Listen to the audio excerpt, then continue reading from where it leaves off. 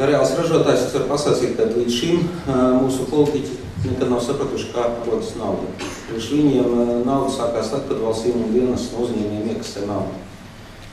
Cik es esmu diskutējis, cik es esmu rakstījis visādus priekšlikumus un visu pārējo, viņiem ir ļoti migvēns priekšlikums par to, kas ir ražošana, kā viņi rodās, kas ir konkurence, kas ir efektīvā konkurence, kas ir dempings, kas ir eksporta veicinošie pasākumi un visu pārējais. Mēs, kā Zirūpnieku asociācija, ļoti bieži vērsāmies pie attiecīgām institūcijām, pie zemkopības ministra, pie Mārtiņa Rozes, un bija absurda situācija. Mēs pasakām, mēs sarunājam, un ministrs apsola, un nekas nenotiek. Un tad bija pienācis mirklis, ka Zirūpnieku asociācija par pieprasīja Rozes demisiju. Protams, tas bija mazākas akcijas kā zemniekiem, bet tomēr šī problēma reāli pastāvē. Zirūpnieku nozare ir viena no lielākajām eksporta nozarēm. Procentuāli ļoti daudz eksportē un nodrošina ļoti daudz darbvietas. Kas man uztrauc tas, ka valsts mērogā nav priekšstatu par to, kā vispār tautsēmniecībai vajadzētu runāt. Vienmēr ir teikts, mums ir ekonomiskā stratēģija un pārējais, bet iedomāties nav pat priekšstatu par sistēmu veidošanu uzņēmumu, nav pat redzējumu, nav pat vīzijas. Ministri pat nav spējīgi atbildēt. Absurda situācija ir arī ar eksporta garantijām.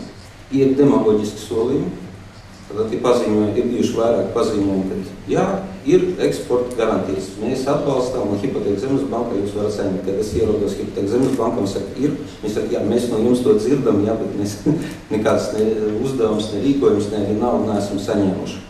Situācija kopumā ir diezgan vedīga.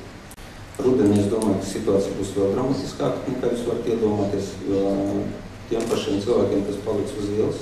Un viens no jautājumiem, kurš tika pacelts jau pirms gada, kur viņi liks tos bezdarbniekus. Jo reāli būs gan sociālā spriedze, jo tie cilvēki, kas paliks bez ienākumiem, kam ir parāda saistības, diezgan milzīgas parāda saistības valsts mērogā, viņam jau nebūs kur strādāt. Un dramatiskākais ir tas, ka nav risinājumi. Viņiem nav pat redzējumi, viņiem nav priekšstatu, ko vajag darīt un kā darīt. Un traģiskākais ir tas, ka viņi pat neiet un neprasa. Viņi neinteresējās. Bet krīze ir ne tikai problemātiskais laiks, bet arī iespēja laiks.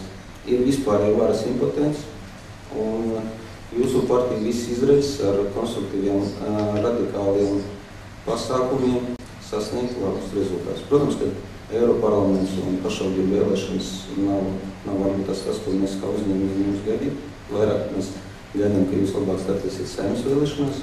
Ja jūs veiksmīgi startēsiet, mums būs labi panākumi, mums būs konstruktīvas idejas, konstruktīvi risinājumi. Es ceru, ka mēs jūs redzēsim ar labiem panākumiem Saeimā. Jo patreizējās varas partijas ir sevi izsmēlušas.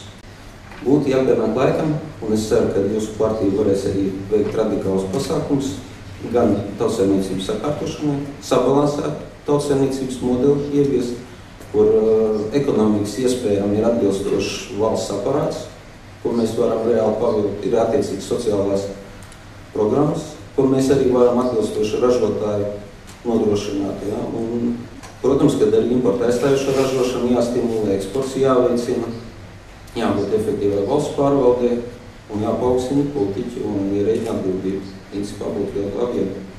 Protams, kad vajadzīgs ir pāraprāvs, mēs ragam medību pāraprāvs, ir jāpaukstina atbildība, pretējā gadījumā šī valsts savu varas impotenci var sabūt. Bet cerēsim, ka jums tas izdosies, vēlamies to vislabāko, un lai jums būtu panākumi. Paldies!